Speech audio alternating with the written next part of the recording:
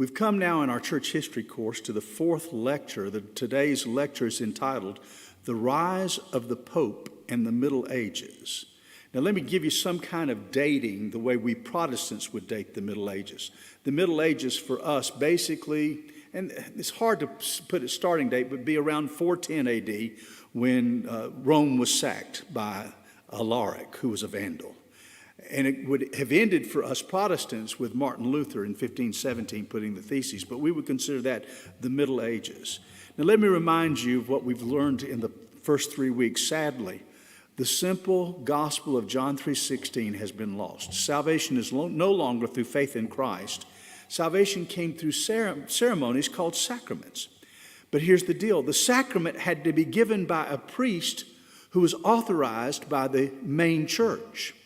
But what happens in this particular lecture is you go from, not only is it a ceremony that brings salvation that has to be done by an official priest, but now we're going to see that one priest rises to the top to become the man in charge of it all. He appoints, all of them answer to him, and he becomes the man that basically determines, get this, whether or not anyone in the Western world can go to heaven or not. It'll be this one man who's in charge of the priests, who are in charge of the sacraments, and it goes down like that. And so that will be the Pope. Now, before the 6th century, any pastor could be called Pope. That was simply the term for a father. But later, after the 6th century, it became used only for the person who held the office of the Bishop of Rome. So why did the church at Rome and the Bishop of Rome rise to the top, become the most powerful church and the most powerful bishop in the world? Well, one reason was because Rome early on became the largest church in the world. By 200 AD, even in the midst of persecution, the church at Rome had 30,000 members. Can you imagine that? It was a mega church in that day and time. Rome was the largest city in the world. All roads led to Rome. But another factor that helped Rome rise to the top was, we talked about how Constantine moved the capital from Rome, where it had been for years, to that new town of Constantinople there in Turkey. It's Istanbul today. But when that pulled the emperor away from the pastor at Rome, that meant he had a free hand. Nobody was meddling in his business. And so that helped him be able to consolidate power in the West. Later on, a pope would produce a document that was a forged document called the Donation of Constantine. It was a letter supposedly from Constantine to the pope, and he basically said this: I've moved east, and I now give you the power to rule all over the Western Empire. So it basically, not only did it give the lands that the church was on, but it, quote, gave the Western Empire to the Pope. Now, Constantine never did that. That was a forgery, but the popes used it for 1,000 years. Another reason why the Bishop of Rome rose to the top was when bishops would be in an argument, a theological argument with each other, they usually went to a neutral bishop to arbitrate over that, to decide who was right. Well, almost all of the churches founded by the apostles, the most important of the cities, the most important of the churches, were in the eastern part of the empire. There was only one that you could point to that was founded by an apostle in the west, and that was Rome, because Peter died there. And so because of that, you've got people who are neighbors arguing with each other. They tended to settle their arguments to call for the Bishop of Rome to hear both sides and declare who's right. So because he was turned to so often, he began to be given more power. The other thing that happened was this. In the 600s, and we'll look at this in next week's lecture, the Muslims, once they formed, swept through great sections of what was the Christian Roman Empire. And they basically overran those places that had the original churches founded by the apostles. So the only church that was not under Muslim control that had been founded by an original apostle was the church at Rome. So they were the last man standing. But another reason why the Bishop of Rome rose to the top, and I've got to be fair here, the pastors of Rome were generally godly and able men worthy of respect. Now, they used as their argument, and I'll talk about this more, that Peter died there, and that made them the successor to Peter. But first of all, let me talk about a few of these early popes.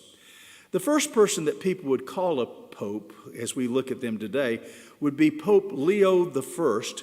In 450, they had a doctrinal council. They'd already had Nicaea that determined that Jesus was fully divine.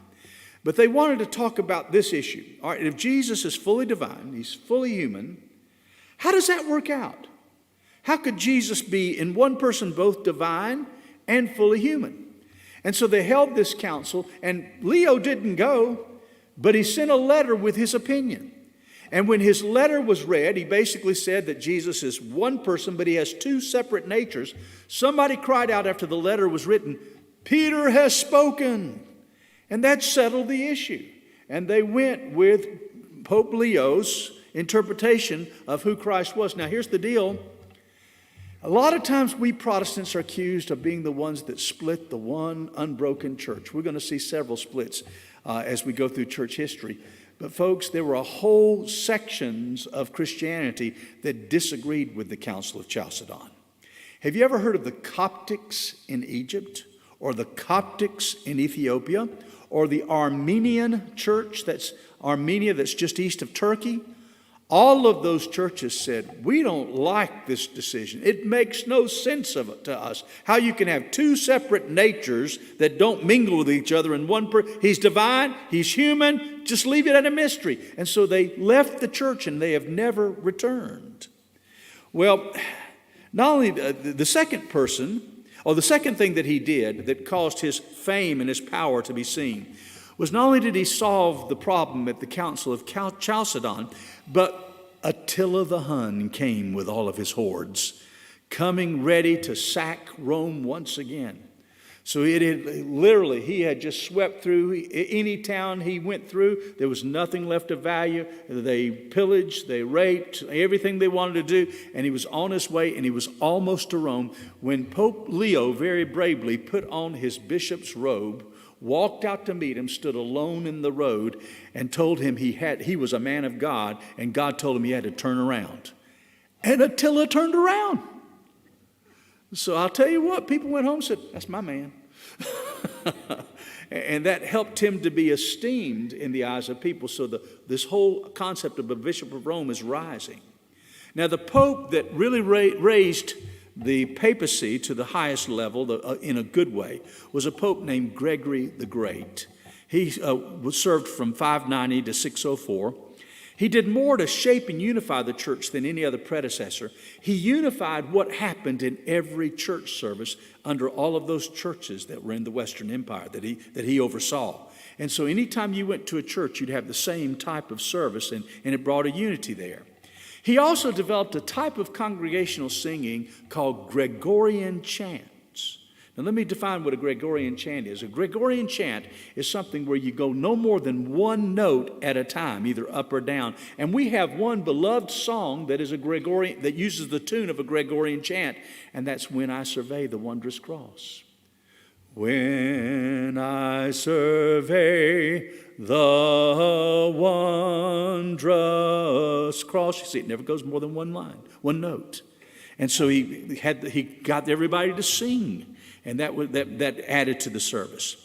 He was a former monk, and so he made it from that point on that even though priests of local parishes could marry, if you wanted to become the bishop, the one in charge of a large area, the role of bishop and the role of pope had to be filled by somebody who'd chosen the life of celibacy.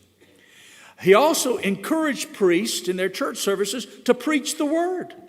He says, don't you dare have a service where the word of God is not preached. He also actively sent missionaries to unreached parts of what is Europe today. He sent them to the Angles and Saxons had conquered Roman England, and there was no more Christianity there because of their conquering that. So he sent Augustine of Canterbury to go there, and he won them to Christ. He sent another missionary to Germany, another missionary to Holland, and they helped convert these lands to Christ. But he did one thing that I think had a devastating effect in the future. He told Augustine, since you're going to a pagan country, make the transition easy for them. When you go into a pagan temple, don't tear it down. They're used to worshiping there. What you do is you find the main male deity and take the statue and name it Jesus. And you find the main female deity that they're used to praying to, name that Mary. And the lesser deities, give it names of the saints. And that way they'll feel at home. We're just helping them ease into Christianity. And what that did, that has opened the door for Catholicism, especially when you get to, say, South America today. So many of the Indian folk culture has gotten into the Catholic Church in ways that we don't see here in North America. Now, the verses that the popes have used to back up their being the head of the church are basically the ones found in Matthew 16. That's where Peter made his great confession, "You are the Christ, the Son of the living God." And then Peter responded to him, "You are Peter, and on this rock I will build my church, and the gates of hell will not prevail against you. And I give you the keys of the kingdom. And whatever you bind will be bound, and whatever you loose will be loosed." And so they say, well, Jesus made Peter the head of the church. Now, wait a minute. When you get to Acts 15, when they have the first church council, it's not Peter that leads the church council. It's James, the brother of Jesus. And he definitely wasn't infallible, because in Galatians 2, Paul dresses him down for being wrong. But they said, no, Jesus made him on Matthew 16. Peter's the head of the church. He gave him the keys. And just before he was to die by being crucified upside down, he took the keys and gave it to the next pope, Pope Linus, and gave that to him. And Pope Linus passed it down to his successor, all the way down to the current pope today. And so the power of the reason why this church is the leader of the church is because they are in the church founded by Peter and the successors of Peter. Now, the problem I have with that, I'll just give you one little Greek thought. He says, "You are Peter Petros." That's a Greek word for little rock. "And upon this rock, Petra, massive stone, I will build my church." So in the Greek, it's not the same words. You are the rock. You're not rocky and I'll build it on this rock. You know, there are two different words that are used there. Well, as this powerful place came to be, there were popes that took advantage of this power. One was Pope Gregory VII. He died in 1086. He was actually a reformer as a pope. He'd been a monk. So what he did was he made some new rules. Up till 1086, parish priests could be married. But he made a rule that anybody that was a priest, whether or not they were a bishop or not, or a monk, you had to be celibate. You had to remain unmarried. And he did it for one reason. Because so many of the pastors were grooming their sons to take over their churches. And since the Pope was the one who was supposed to be appointing who was going to be the pastor, when the people were expecting, well, we've had this one and we'll have his son follow him. And I mean, folks, that's happened in our Protestant Christianity. Franklin Graham following Billy. John Hagee's son is now following him. Joel Osteen, his dad was the pastor of the church that he served. That still happens in Christianity today. So by making every person be single, he could control, there's no heirs that he has to deal with. But what he also did was he used spiritual power against secular leaders. There were two tools or two weapons the Catholic Church had that would put fear in anybody. One was called excommunication. And if the Pope excommunicated somebody for the church, it was an elaborate ceremony. They actually held their funeral. They brought them in. They put a light. They're representing this is the, and they at the end of the ceremony they rang the funeral bells to say somebody has died. Then they blew out the candle. But before you say it, that's who cares if you've been excommunicated? Let me tell you what happened if you were excommunicated. The excommunicated person could no longer enter a church, attend a wedding or a baby baptism or a holiday. They could not be legal guardians of a child. If you were excommunicated, they'd take your children away. They could not sign a contract with somebody who was in good standing with the church. This was a powerful tool. It basically meant your life was over.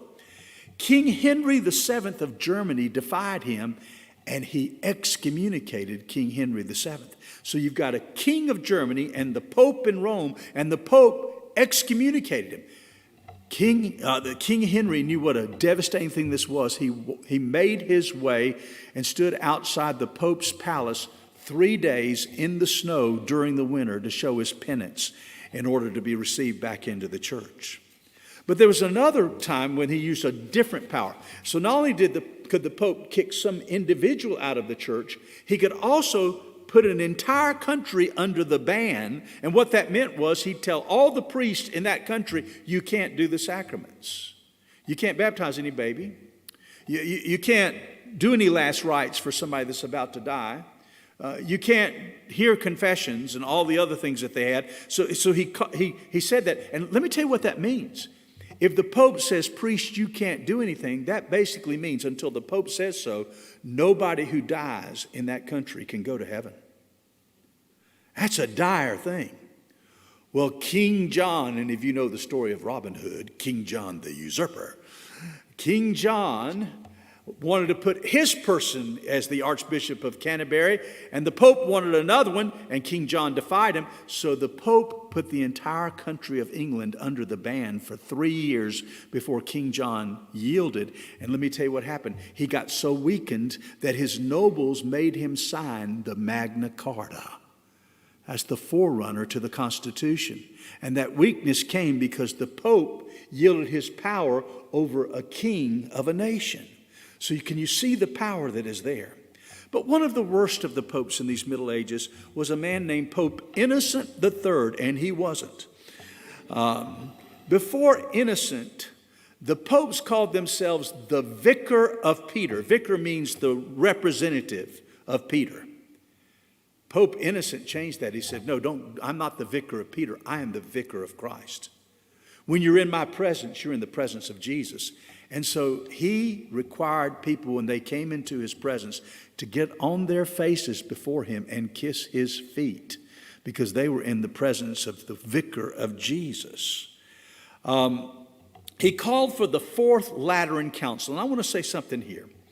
So many times our Catholic friends say that everything they believe goes back to the first century. But if you study church history, you'll see that there were certain times when they codified certain beliefs. And this 1213 Fourth Lateran Council had several things that it said. During that, they declared that there were now 7 sacraments. In the Bible, there were only 2, the Lord's Supper and baptism, but they declared there are now 7. And that included both marriage and priesthood, so that those 2 of them were mutually exclusive. He also, in that 1213 council, they declared the dogma of transubstantiation. This had never been officially stated, but from that moment on it said, when the priest says the words, hoc est corpus meum, this is my body, a miracle just happened. That was no longer a wafer, that was Jesus. A change happened, transubstantiation. That was declared by this Pope. He came up with a new miracle. He also required that every member had to go to confession at least once a year. So if you didn't go to confession once a year, you'd be excommunicated. You know what that meant. You can't have a business. You can't have your children. And so that kept the people tied to the church. They could never go more than once a year without going to confession. He also called on the states to use their armies to punish heretics. And from that would come the Inquisitions as well as the Crusades. People like the Waldensians then in France had the armies of France set against them by the Pope. Valdez, North Carolina, was founded by fleeing Waldensians from this persecution because the Pope had decided that he would use the power of an army of the state to go against them. But the other thing that he did, and this is such a sad thing, he required all Jews in Europe to wear a yellow identifying sign on their clothes so that people would know that they are Jewish. And what that led to was anti-Semitism. It led to them being grouped into the Jewish ghettos that became so often found in Europe. Now, one other pope during this age was Pope Urban II, and he's the one that called for the Crusades. Now, in Rodney Stark's book, God's Battalion, he does a good job of giving a case that it wasn't the Christians that did the first blow, that the Crusades were really a defensive move. Until 1070, the Holy Land and Jerusalem were controlled by Egyptian Muslims. But in 1070, the Turks took over. They were much more militant. And they were much stronger persecutors of Christians. And so they refused to allow Christians to go on a pilgrimage into Jerusalem, and any Christian that came into their territory, they would kill. Now, you've got to understand, going to Jerusalem was an important thing in Catholic life because that was an act of penance. That was the highest act of penance. You could get so many sins forgiven, even in advance, if you made a trip to Jerusalem.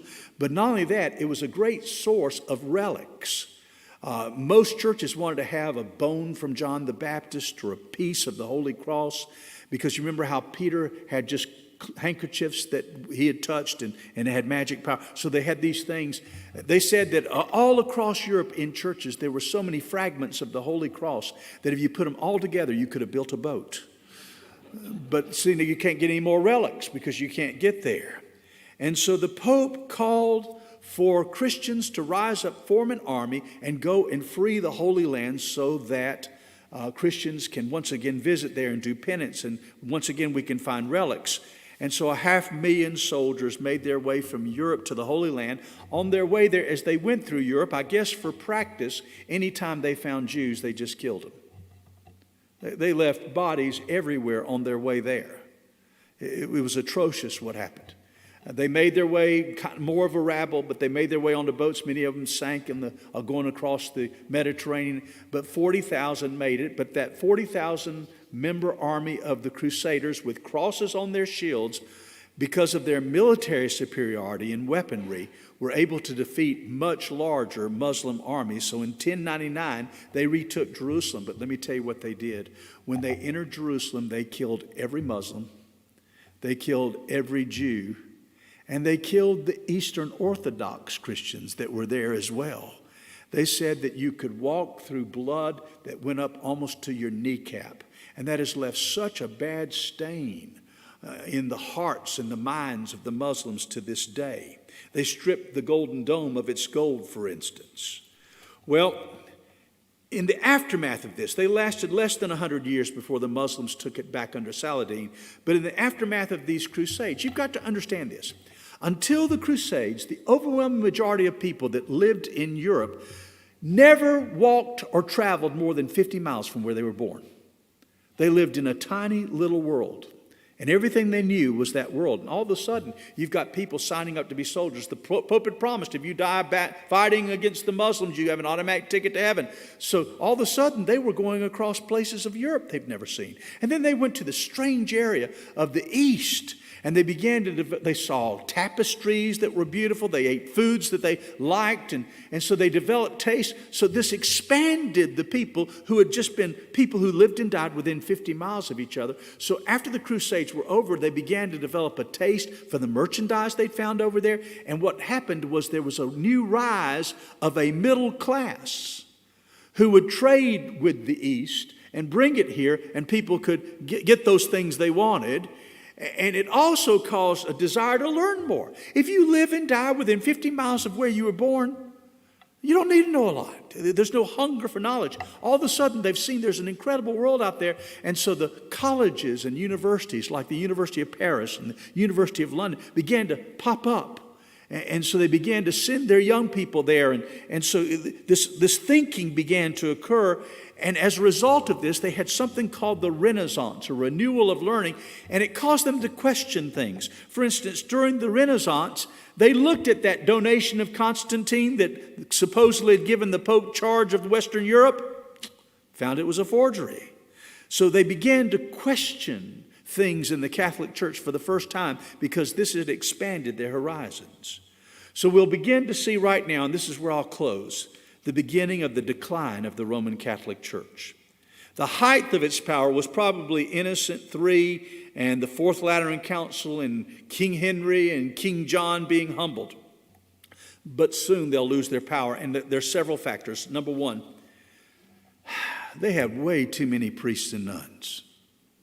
If you remember that in that day and time, people were either serfs or nobles. There was a whole bunch of serfs, very, very few nobles, so you lived a drudgery of a life. But because people wanted to earn their way to heaven, they were giving huge amount of money to monasteries. So the monasteries that started off with a vow of poverty now had money to spare. And so if you wanted a life where you didn't have to work in the fields, you became a monk.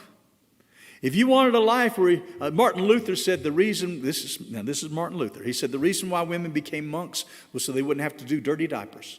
So if you wanted a life where you could just pray some during the day and everybody's feeding you well, and so monks were everywhere. You could tell them by the way they had a little part of their hair, a tonsure that was shaved on the top. Not only that, they felt like the church was only after their money. The church had become wealthy. People wanted their way to make sure they could go to heaven. So those poor folks gave more than they should, and they could build those big, enormous, beautiful cathedrals, and they could fund all of these great, lavish bishop palaces, all because they were saying, I want a place in heaven. They gave this money. And so the source of the greatest wealth in all of Europe was the clergy. So you wanted to become a bishop because you would be guaranteed a fortune in income. So what the Pope did was he developed a money-making scheme where he could become wealthy by giving people bishop places where they could get a bunch of money. So this is what he did. Every newly appointed bishop had to donate his first year's salary to the Pope. So if you had a good church come open, he would appoint somebody there. And in gratitude, they would give the income would come in, the tithes would come in, and he'd give the first year to the Pope. But what the Pope would do is he'd wait 4, 5, 6 years, and then an even bigger bishop would come open. So he would take that man and say, I'm going to help you. I'm going to give you a bigger bishop seat. And that way you can have even more money. But once again, he had to give that first year's salary. But they also developed a system that was called reservations. And they'd look around and find a bishop of a nice place that was getting a little old or might be getting sick. I can just imagine all the young pastors that would be looking at First Baptist pastor right now saying, he can't last long. So what they would do is they'd put in bids called reservations.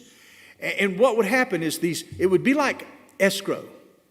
You know, I want to put in my escrow for the house. Now, the only one, the Pope would give back the escrows to everyone except the one that got it. But what would happen is you would bid on that next big bishop that's coming open, and then not only would he keep the bribe, but then he'd get the first year's salary.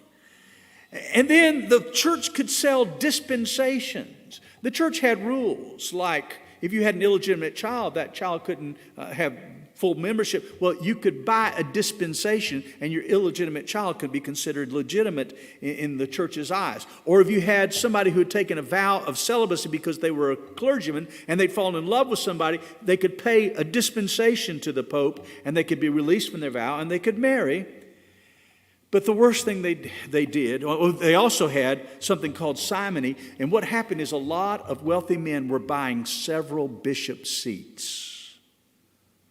And they never intended to go and actually visit the place where they had bought the office of bishop. They just wanted the offerings.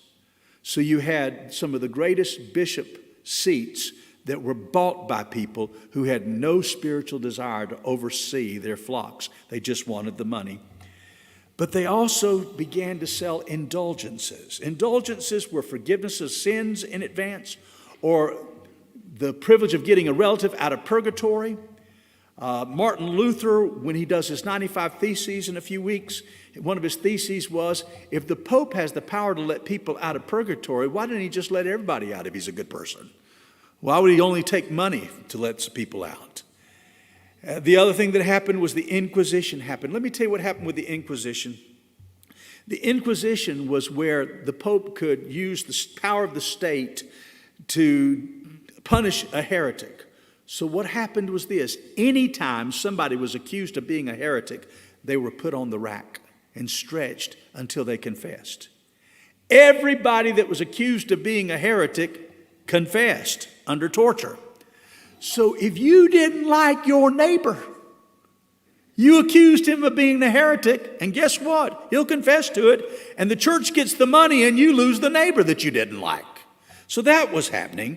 But the other thing that was happening was the fact that nations were beginning to form with national identities. For instance, during this period, there was the infamous 100-year war between England and France. Now, to wage a war, it takes a lot of money. So the King of England and the King of France had taxed their people all they could tax, but there was one source of great wealth in both of their countries, and that was the church. And so both men wanted to tax the churches to get money to pay for this war between England and France. And the Pope told them no to both of them. So what the King of France did was he got his army, marched on Rome, took the Pope captive, and moved him to France, and made sure that the next Pope for 70 years, the next Pope was a French Pope living in France. They call that the Babylonian captivity of the papacy.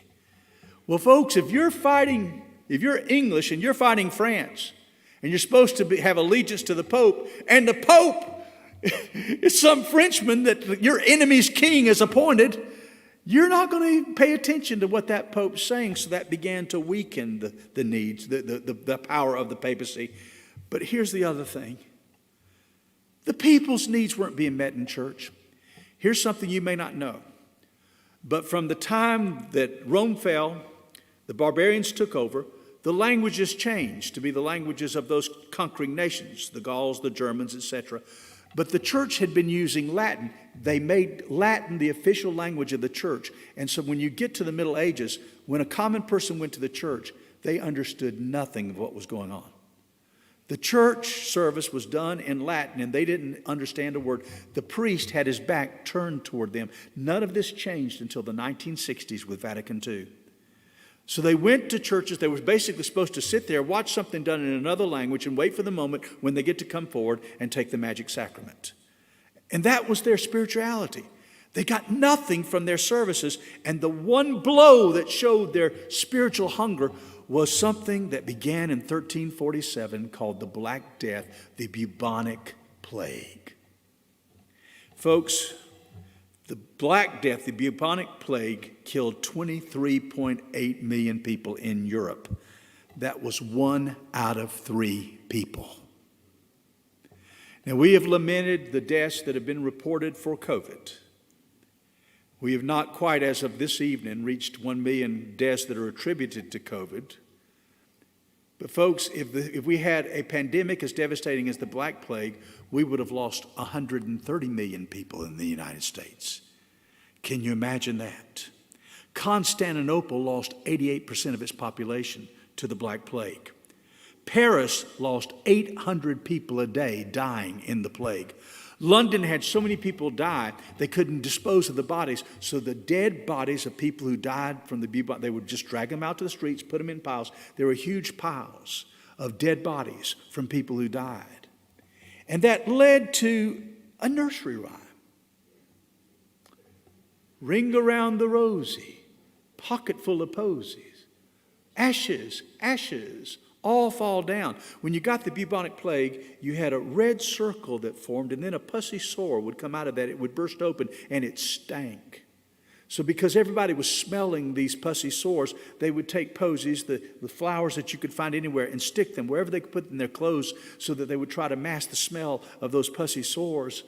But then people died, and because they so feared this plague that they didn't know how it came, didn't know how it would go, instead of burying during this time of the bubonic plague, they cremated people. So ring around the rosy, pocket full of posies, ashes, ashes, all fall down. But that disaster and the inability of the church to meet their spiritual needs led to the Protestant Reformation, and we'll move toward the Reformation next week and then climax with Martin Luther.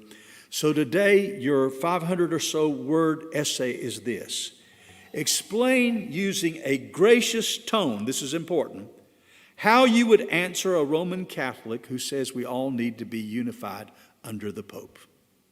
God bless you.